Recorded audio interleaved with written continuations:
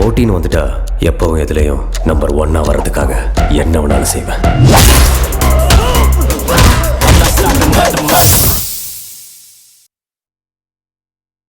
கதிரு, நான் சில விஷயத்த உடைச்சு சொல்றேன்பா.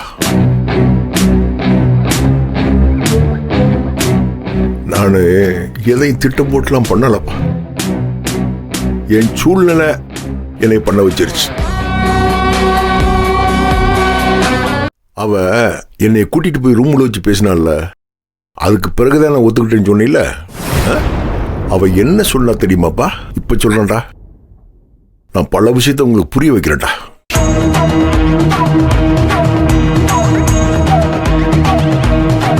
அந்த அறிவுக்கரசியாலே என்னோட பையன் மட்டும் இல்லைங்க, நீங்களும் நாளைக்கு பாதிக்கப்படுவீங்க.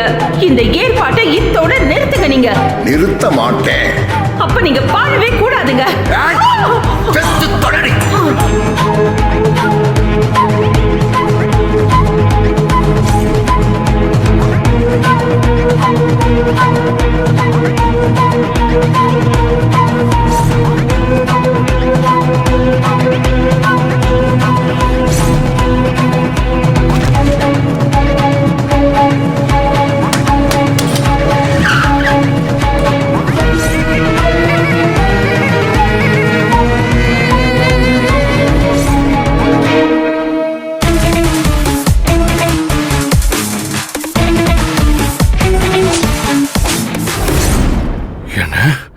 அந்த திருட்டு கழுதை இம்புட்டு வேலையை பார்த்திருக்கா?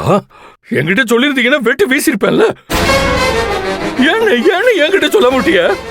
ஏன்னா சொல்லல? கதிரு, அதெல்லாம் இப்ப பிரச்சனை இல்லப்பா. இதுவரைக்கும் வாய முடிக்கிற அந்த அறிவுக்கரசியும் ஜனனியும் இனிமே சும்மா இருக்க மாட்டாளுங்கப்பா. ஒரு பக்கம் அந்த அறிவுக்கரசியை நம்ம ஜெயிலுக்கு அனுப்பிட்டோம், அவ தங்கச்சியை தூக்கி எறிஞ்சிட்டோம் அப்படிங்கிற கோபத்துல அம்புட்டையும் சொல்லுவான்.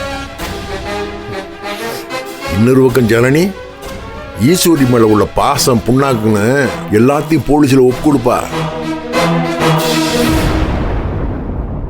கதிரு, அன்னைக்கு இந்த அறிவுக்கரசி வீடியோ அப்படின்னு சொல்லிக்கிட்டு இருந்தாலே, என்னப்பா ஈஸ்வரிய கொள்ளணும் முயற்சி ஒண்ணுன்னு சொன்னாலே என்ன விஷயம்?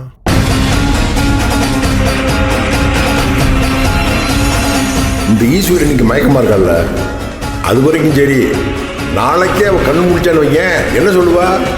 இந்த குணசேகரன் தான் அடிச்சு கொள்ள பார்த்தேன், அதனால நான் சாக கிடந்தேன். அந்த ஆளுக்கு உதவியா இருந்தது கதிர அறிவுக்கரசி தானே மொத்தமா லாக் பண்ணி விடுவா.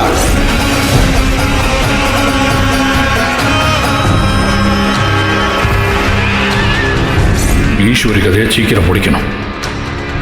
அதுக்காக வேணா பேசுனதை விட டபுள் அமௌண்ட் தரேன். ஏய் தம்பி,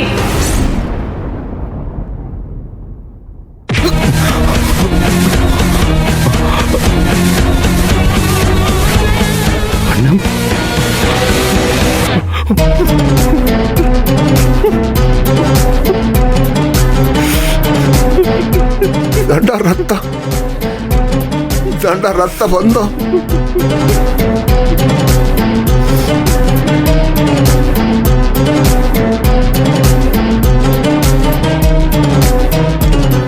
எப்பா ஞானா, நீ என்னப்பா பேச முடிக்கிற? என்ன யோசிக்கிற? இல்லைண்ணே, உங்க மேல எந்த தப்பும் இல்லைண்ணே. கோவத்துல அண்ணிய கை நீட்டிருக்கிய, அவ சாச்சிட்டாங்க. இதுல உங்க மேல என்னென்ன தப்பு இருக்கு? ஆனா உங்க மேல தப்பு இல்லைண்ணே, நீங்க செஞ்சது சரிதானே.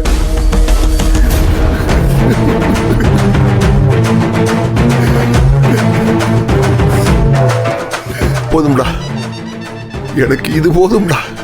இந்த யாரு என்ன சொன்னாலும் எனக்கு ஒண்ணும்லடா. என் தம்பிய என் கூட நிக்கிறிய, அது போதும்டா எனக்கு, அது போதும் எனக்கு. பாத்துக்கிறோம், இவளுக்கு என்ன செஞ்சாலும் பாத்துக்கிறோம், ஒரு கை பாத்துக்கிறோம்.